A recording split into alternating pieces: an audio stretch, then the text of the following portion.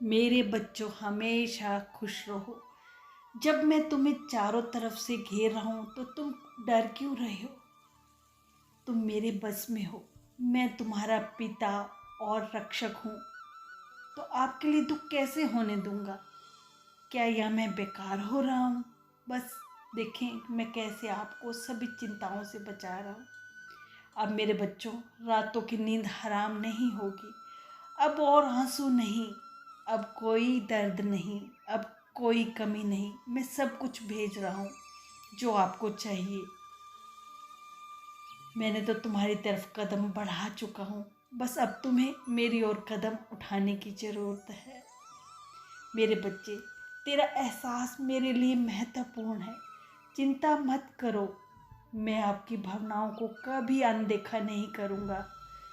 मेरे बच्चे, भगवान एक अच्छे उद्देश्य के लिए आपके जीवन में अच्छी और बुरी चीज़ों की अनुमति देता है। हमेशा याद रखें। मेरे बच्चे, अकेले क्यों सहते हो? चलो हम एक साथ सहते हैं। अगर हम एक साथ दुख सहेंगे तो आप बहुत जल्द कष्ट से मुक्त हो जाओगे। मुझे कुछ नहीं चाहिए, बस मैं आपको खुश देखना चाहता हूँ। मेरे बच्चे, अपनी समस्याओं के बारे में इतना मत सोचो, इन्हें जाना ही होगा। इनकी बजाय मेरे बारे में सोचो। मुझे हमेशा अपने ख्याल में रखना। मैं तुम्हें सभी समस्याओं से मुक्त कर दूंगा। मेरे बच्चे, मैं तुम्हारे लिए द्वार कमाई की घंटियां बजा रहा हूँ। तुम सब लोगों की जिंदगी चमकाने के लिए। जो भक्त किसी विपत्ति में मुझ पर अड़ा रहता है, मैं उसे प्यार करता हूँ। अगर आप सोच रहे हैं कि बाबा ने कभी मेरी मदद क्यों नहीं की, तो समझ लो मेरे बच्चे, पहाड़ी पर चढ़ने के लिए धीमी गति चाहिए। बाकी लोग ऊपर दौड़ेंगे, लेकिन वे शिखर पर नहीं पहुँचेंगे। मेरा हाथ थामे रखना, हम तुम दोनों शिखर पर जरूर पहुँचेंगे। मेरे बच्चों, तुम्हारे बस में कुछ भी नहीं होता। भगवान सब कुछ करते हैं, और जब उसके समय पर सब ठीक हो जाएगा। केवल धैर्य रखें, आपकी सभी समस्याएं गायब हो जाएंगी। बेहतर यही होगा कि संदेह, प्रश्न और विश्लेषण करने के बजाय प्रार्थना पर समय बिताया करो। अपने दिमाग का ज़्यादा इस्तेमाल मत किया करो। मैं तुमसे एक और बात कहना चाहता हूँ, मेरी बात मानोगे ना? अपनी कमाई का एक छोटा हिस्सा, जितना तुमसे बन पड़े, अन्नदान में लगा दो। खुद अपने हाथों से अन्नदान करना, तुम्हारे मन को सुकून मिलेगा। जब कभी तुम भूखे इंसान, पशु पक्षी को रोटी खिलाओगे, उसकी एक दुआ तुम्हें 100 गुना ज़्यादा अमीर बना देगी। तुम्हारे जीवन में अभी खुशियाँ आने वाली हैं। मेरे बच्चे, अगर विश्वास रखोगे तो चमत्कार भी देखोगे अपने जीवन में। जब तुम मुझे इतना प्यार करते हो, तो भला मैं तुम्हें कैसे एक क्षण के लिए अकेला छोड़ सकता हूँ? मैं तुम्हारे मन को शांति देना चाहता हूँ। तुम इतना विचलित ना हो मेरे बच्चे, सब ठीक होगा।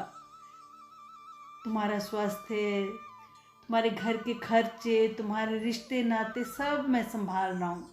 सब ठीक होंगे, आगे भी अच्छा होगा। बस मेरे नाम का जाप किया करो, खुश रहा करो, मुस्कुराते रहा करो।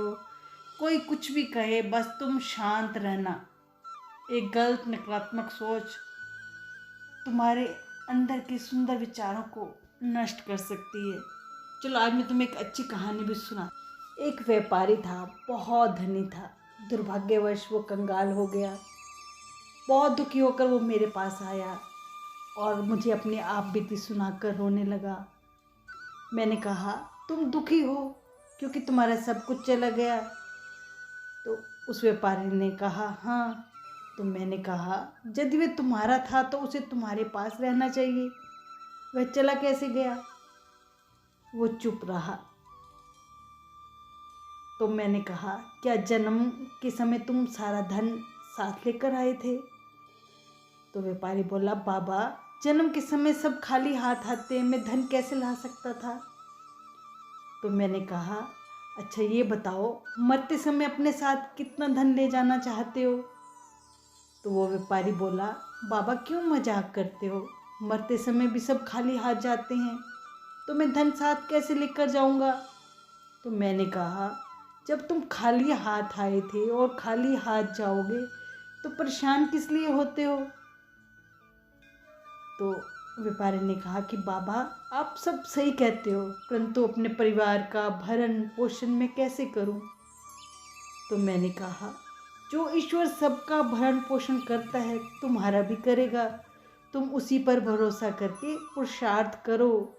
यही सुख शांति की प्राप्ति का एकमात्र मार्ग है।